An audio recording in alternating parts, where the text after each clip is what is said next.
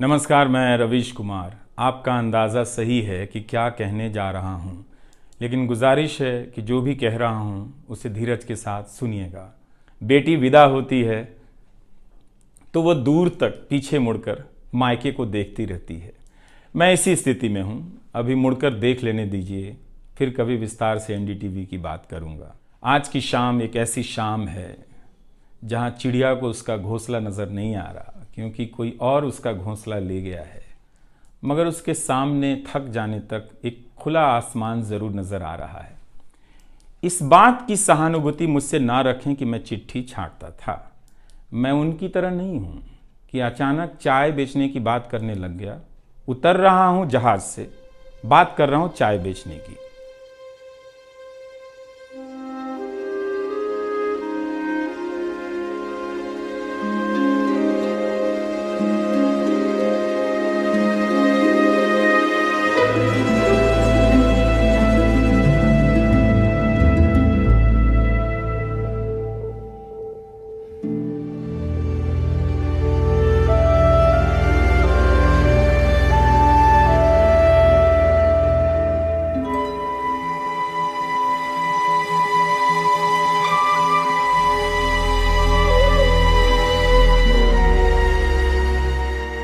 नमस्कार, मैं रवीश कुमार। आपका अंदाज़ा सही है कि क्या कहने जा रहा हूँ, लेकिन गुजारिश है कि जो भी कह रहा हूँ उसे धीरज के साथ सुनिएगा।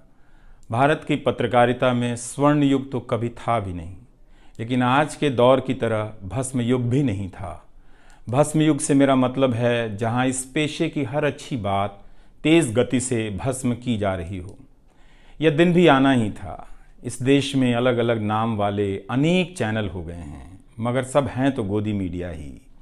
उसका परिवेश, उसका इकोसिस्टम, पत्रकारिता का और माहौल सब खत्म कर दिया गया है। मगर पत्रकारिता करने और कराने का दावा भी सब कर रहे हैं। खासकर वो भी कर रहे हैं जो उसी सत्ता का हिस्सा माने जाते हैं, उसी के रूप में देखे जाते हैं, जिसकी ताकत से हर दिन पत्रकारिता इस देश में कुचली जा रही है।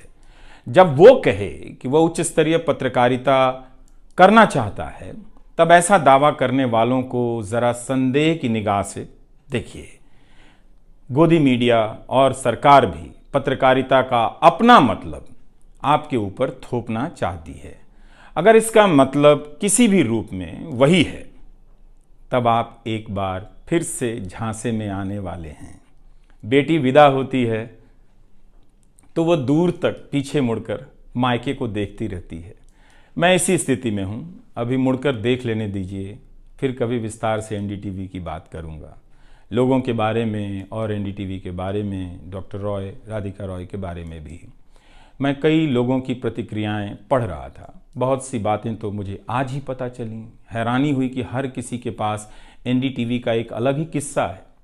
वाकई उन 27 वर्षों के बारे में ठहर कर और संभल कर बात करने की ज़रूरत है। एनडीटीवी ने एक चीज़ सिखाई कि टीवी में और टीवी का एक ही मतलब होता है, टीम। एंकरों के स्टार बनाए जाने के बाद यह धारणा टूट गई, मगर आज भी टीवी के बुनियाद में यही है कि जितनी अच्छी टीम होगी उतना अच्छा काम होगा। अभी इस बात को यहीं रहने देता हूँ, कभी किसी और वक्त के लिए, तब जब आप भावुक ना हों, तब जब मैं भावुक ना हूँ कि एनडीटीवी छूट रहा है। आज की शाम एक ऐसी शाम है जहाँ चिड़िया को उसका घोंसला नज़र नहीं आ रहा, क्योंकि कोई और उसका घोंसला ले गया है। मगर उसके सामने थक जाने तक एक खुला आसमान ज़रूर नज़र आ रहा है। तो खैर, उसके बाद अनुवादक बना और कई पत्रकारों की रिपोर्ट का अंग्रेज़ी से हिंदी में अनुवाद करता रहा।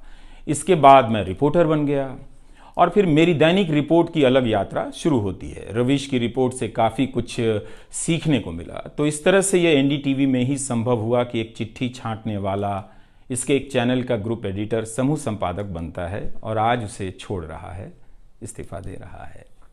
बहुत बड़ी बड़ी शक्तियाँ पीछे खड़ी हैं इस एक पत्रकार के पीछे। तो स्वाभाविक है कि ये नौबत आनी थी, इसका अंदाज़ा मुझे पहले भी था। लेकिन जिस दिन आता है उस दिन अच्छा तो नहीं लगता है। लेकिन मैं आपसे यह भी कहना चाहता हूँ कि जब भी मेरे बारे में मूल्यांकन करें, इस बात की सहानुभूति मुझसे ना रखें कि मैं चिट्ठी छांटता था। मैं उनकी तरह नहीं हूं कि अचानक चाय बेचने की बात करने लग गया। उतर रहा हूं जहाज से, बात कर रहा हूं चाय बेचने की। सहानुभूति के लिए या फिर अपने संघर्ष को महान बताने के लिए मैं ऐसा नहीं करना चाहता। इस देश में हर किसी का संघर्ष ही पहाड़ चढ़ने के जैसा है। आप एम्स के बाहर मरीज जो खड़े हैं, उनके परिजन जो खड़े हैं, उनसे मिल लीजिए। आपको पता चल जाएगा कि उनकी चुनौतियां कितनी बड़ी हैं और आपका दुख कितना कम है, छोटा है। लेकिन आज के दिन मैं आप सभी के बीच दर्शकों की बात करना चाहता हूं। इस दौर में कुर्सी पर बैठे किरदारों को टूटते हुए देखा, सबने देखा। संस्थाओं को भस्म होते देखा, आपने देखा। नफरती तूफान में लोगों को भटकते देखा। मगर मैंने इसी दौर में एक नई संस्था भी बनते देखी है। वह संस्था है जनता की संस्था, दर्शकों की संस्था। दर्शक ही अपने आप में इंस्टीट्यूशन बन जाते हैं। आप दर्शकों की संख्या भले कम है, मगर आप दर्शकों ने मिलकर जर्जर किए जा रहे इस लोकतंत्र में जनता नाम की संस्था का पौधा सूखने से बचा लिया। एनडीटीवी में मुझे जब भी अवसर मिला मैंने जान लगा दी।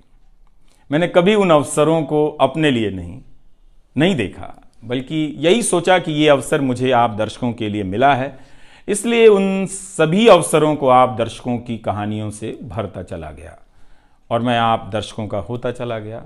आपका दावा मुझ पर बहुत बड़ा है, मैं जानता हूँ। मेरे आगे दुनिया बदलती रही, मगर टेस्ट मैच के खिलाड़ी की तरह पिच पर टिका रहा। पर अब किसी ने मैच ही खत्म कर दिया है, उसे T20 में बदल दिया है। जनता को चवन्नी समझने वाले जगत सेठ हर देश में हैं, इस देश में भी हैं। अगर वो दावा करें कि आप तक सही सूचनाएं पहुंचाना चाहते हैं, तो इसका मतलब है कि डॉलर अपनी जेब में रखकर आपकी जेब में चवन्नी डालना चाहते हैं।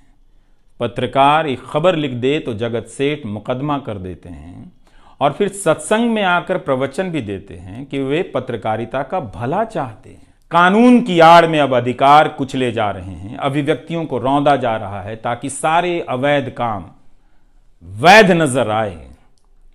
इस समय मेरे रास्ते निश्चित नहीं हैं, निश्चित हैं तो सिर्फ हौसला है। उसका भी क्या भरोसा, कभी आसमान में होता है, कभी पाताल में।